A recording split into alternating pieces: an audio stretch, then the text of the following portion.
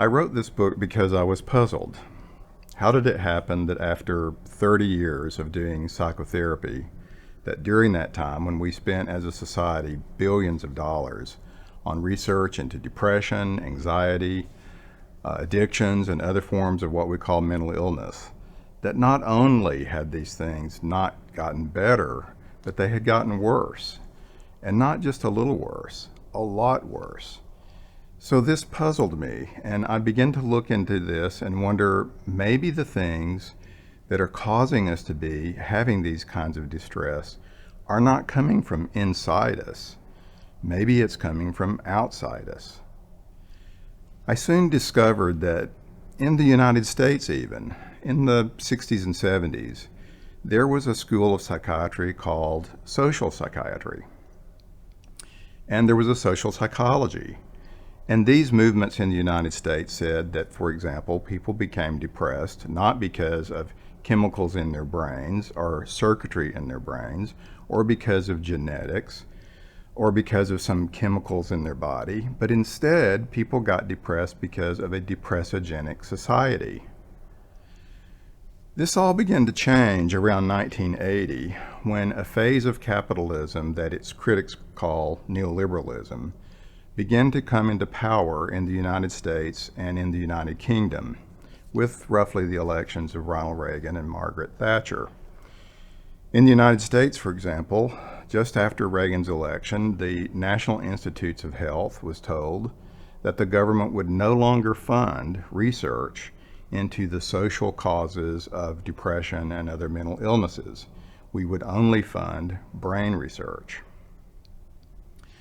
So this puzzled me more, and I began to look into maybe there's something about capitalism, and especially in its current phase, that is ramping up human distress and suffering. And I was certainly seeing that in the psychotherapy room over the period of those 30 years. So I looked at that and found something indeed is going on. First, even if you look at the economic markers, and when we hear capitalism, we usually think of economics. Sure enough, a feature of today's capitalism is increasing economic inequality, as you may have been seeing in the news. It turns out that more unequal societies, economically unequal, do in fact produce more mental illness, addictions, and markers of poor social well-being. But it actually goes deeper than that. And the more I looked into the data, the available raw data and the research, the more I realized capitalism isn't just about economics. Capitalism actually forms the way we think, what we believe to be true about the world, and more importantly, true about ourselves as human beings. It actually shapes what we think a human being is, especially what is a good human being versus a bad human being. And what does it teach us? It has taught us that to be a good human being, we are entrepreneurs. We are hardworking producers.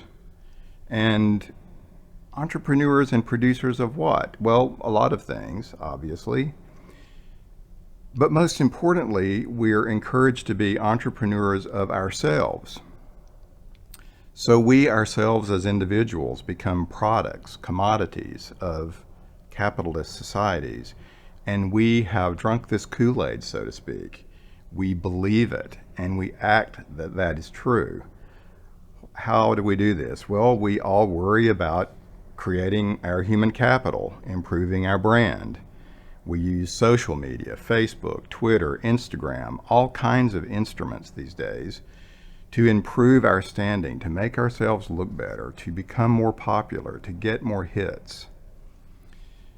That's what we value in a capitalist society. We actually become brands.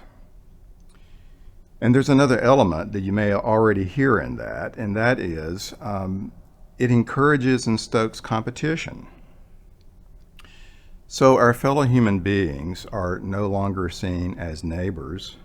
We see them as our competitors, or even as our opposition. and we don't think of ourselves as being a human community anymore. But it actually gets worse. I mean, that in itself causes us to feel more isolated, more lonely, and there's plenty of data to back that up if you want to look it up on the internet. It also does this using another doctrine, and I'm using the word doctrine on purpose because contemporary capitalism basically works like religion works. It has certain tenets of faith. And another one of those doctrines is the doctrine of personal responsibility. In other words, under this form of capitalism, we are so individualistic that we believe that everything happens on the individual atomic level. So if something goes wrong, it's because of the bad decisions individuals have made. If something goes well, it's because individuals have chosen well.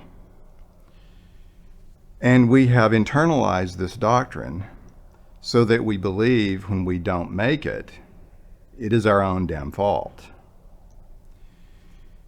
Well, add to this doctrine of personal responsibility the increasing inequality that I mentioned earlier, an inequality that is not only today economic, but also psychological and relational inequality. And as a result of all of this accumulative inequality, we don't even have the resources we need to compete. It's almost like we're experiencing the Hunger Games in real time, being encouraged to compete with all the ruling class in the stands watching, when we don't even have the resources to be competitive, when we're doomed from the beginning to fail.